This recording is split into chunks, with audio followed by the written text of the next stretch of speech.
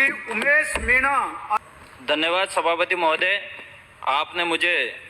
मांग संख्या 18 गृह और मांग संख्या 19 कारागृह पर बोलने का अवसर दिया, इसके लिए धन्यवाद। जोहर। सभापति महोदय,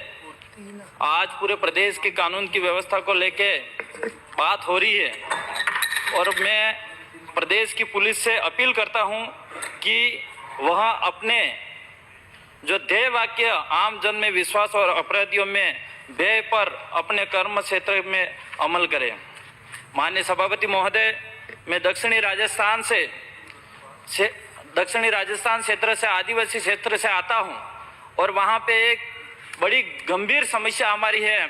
जो एक पुलिस प्रशासन के द्वारा जो चालन व्यवस्था है उस पर मैं बात रखना चाहूँगा। चालन व्यवस्था जो है वो अच्छी बात है, हम भी चाहते हैं लोग हेलमेट पहने, लोग लाइसेंस रखे और सीट बेल्ट बांधे, लेकिन जिससे दुर्घटना नहीं हो। लेकिन पुलिस के द्वारा जगह जगह नाकाबंदी करना कहाँ तक उचित है? आज मैंने मेरे विधानसभा और डूंगरपुर जिले के अंदर हम देखते हैं जहाँ पे हमारा टीएसपी एरिया जो आदिवासी एरिया है और जो गरीब लोग हैं वो लोग शहरी में मजदूरी करने के लिए और जाते हैं और वहाँ शहर के आसपास जो पुलिस नाकाबंदी करके बैठती है, नाकाबंदी करके रखती है और जो मजदूरी करके 500-1000 रुपये कमा के आते हैं और पुलिस प्रशासन के द्वारा वहाँ पे 100-200 रुपये लिए जाते हैं, एक लूट मचा रखी है। तो मैं माननीय गृह मंत्री से ये निवेदन करना चाहूँगा कि इसके लिए अवैध जो वसूली हो रही है वहाँ रोक लगाया जाए और जो पुलिस कर्मी के द्वारा अधिकारी का एक भ्रष्टाचार बेड़ चढ़ चुका है उसको रोकने का काम करेंगे, ये उम्मीद है मुझे। माननीय सभापति महोदय, जो ध्येय वाक्य जो मैंने बोला था ये आम जन में डर और अपराधियों में विश्वास नाम बनकर रह गया ऐसा लगता है, क्योंकि आज की तारीख में हमारे डूंगरपुर जिले के अंदर कई थाने ऐसे हैं जहां पे आदिवासी का कोई समस्या होती है या कोई डराया जाता है या धमकाया जाता है तो थाने के अंदर रिपोर्ट करने के लिए जाते हैं तो वहां एफआईआर दर्ज तक नहीं होती है। 2-2, 4-4 घंटे तक, 1-1, 2-2 दिन तक एफआईआर नहीं काटी जाती है। वो हमारे आदिवासियों के साथ भेदभाव होता है। तो मैं ये चाहूंगा कि हमारे आदिवासियों के साथ भी न्याय किया जाए और जो भी आदिवासी नहीं वहाँ पे एसटी, एससी, ओबीसी और जो जनरल समाज से गरीब होता है उनको भी नहीं देखा जाता और जो अमीर परिवार से होता है, जो एक सीआईएसपी से बात करते ही तुरंत एफआईआर गरीब पे की जाती है और उसको मुकदमा कर दिया जाता है और जेल के हवाला भेजा जाता है। तो सभापति महोदय, मैं निवेदन करना चाहूंगा कि स्पेशल गृह मंत्री से निवेदन है, स्पेशल इसकी टीम बनाई जाए और वहां पे हमारे ट्राइबल एरिया के अंदर क्या हो रहा है वो देखा जाए। माननीय सभापति महोदय, मैं एक और समस्या है जो पुलिस प्रशासन के द्वारा जो संगीन अपराधियों को पूछताछ के लिए पुलिस थाने में बुलाती है। हम कानून का समर्थन करते हैं, लेकिन कई निर्दोष लोग जो ऐसे रहते हैं जो थाने के अंदर 24 घंटे से अधिक अनावश्यक बैठाया जाता है, मैं ये उचित नहीं समझता हूँ, क्योंकि कई घटनाएं ऐसी मेरे विधानसभा और ट्राइबल एरिया के अंदर भी हुई है। 24-24 घंटे जिसका निर्दोष है, कोई भी गलती नहीं है, फिर भी थाने के अंदर बिठाया जाता है, वो भी कहीं न कहीं कानून का उल्लंघन है, ये मैं मानता हूँ। माननीय सभापति महोदय, अगर पुलिस प्रशासन उस पर कहीं न कहीं हमारी जो बात है ये रखेगी तो आम जनता के गरीब में राहत मिलेगी, ये मेरा मानना है। और एक और समस्या आ रही है जो हमारे ट्राइबल एरिया के अंदर आज हमारे जो आदिवासी परिवार के द्वारा आदिवासी समाज को जन जागरण और जो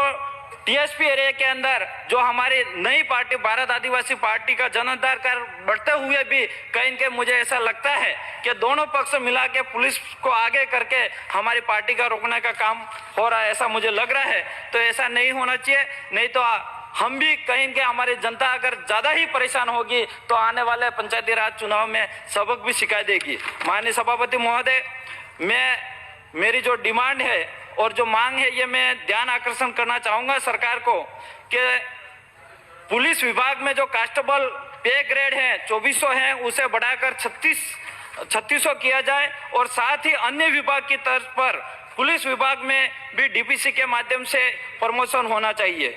हमारे टीएसपी क्षेत्र में पुलिस विभाग में अच्छी उच्च अधिकारी हमारे वर्ग का होना चाहिए, जिससे हमारी आम जनता और अधिकारी के बीच में हमारी बिली भाषा में संवाद हो सके और आम जनता का दुख और दर्द समझ सके और इसका समाधान हो सके। माननीय सभापति महोदय, मैं एक ही बोल रहा हमारी पार्टी की तरफ से, दक्षिणी राजस्थान के आदिवासी क्षेत्र में जो भू माफिया, बजरी माफिया, मानव तस्करी, अस्पतालों में बच्चों की चोरी, उस पर किसी प्रकार से रोक नहीं होती है। और एक उदाहरण ताजा भी दे सकते हो, हमारे टीआईडी मंत्री को बुरा नहीं लगे, लेकिन उनके क्षेत्र के अंदर छोटे छोटे बच्चों की भी चोरी होती है और बेचा जाता, बड़ी दुख की बात है। माननीय सभापति महोदय, मैं जो मेरी मांग है, डूंगरपुर जिले में जो काकरी डूंगरी प्रकरण से संबंधित जितने भी मुकदमे दर्ज किए गए हैं, सभी मुकदमों को वापस लिया जाए। सरकार से यह उम्मीद है, आदिवासी का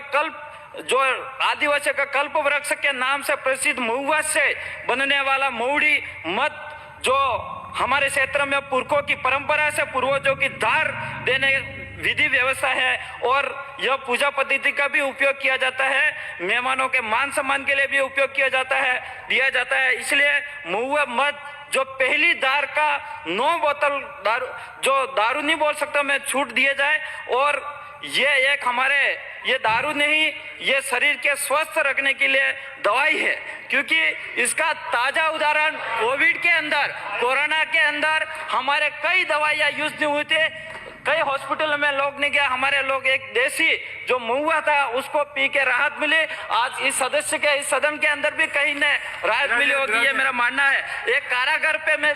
माननीय विधायक माननीय अध्यक्ष, माननीय विधायक, इसीलिए आप चारों पहलवान हो रहे हैं क्या? नहीं,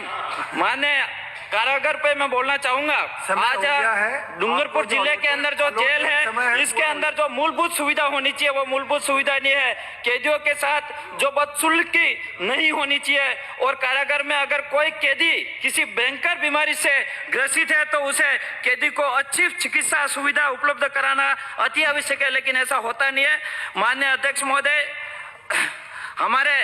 जो गरीब और अमीर, जो एक अमीर परिवार होता है वो तो किसी भी तरह से छूट देता है, लेकिन जो गरीब परिवार होता है उसके वकील करने की भी पैसा नहीं है। एक भारत के संविधान के अंदर जो अनुच्छेद 39 के तहत समान न्याय और निःशुल्क विधि सहायता उपलब्ध कराने का अति आवश्यक है, ताकि गरीब जनता को, गरीब व्यक्तियों को न्याय मिल सके। ऐसे मैं ये चाहूंगा गृह मंत्री महोदय से कि स्पेशल इसकी टीम बना के लोगों को समझाइश किया जाए ताकि गरीब जनता को राहत मिल सके, ये मेरा मानना है। माननीय अध्यक्ष महोदय, माननीय सभापति महोदय।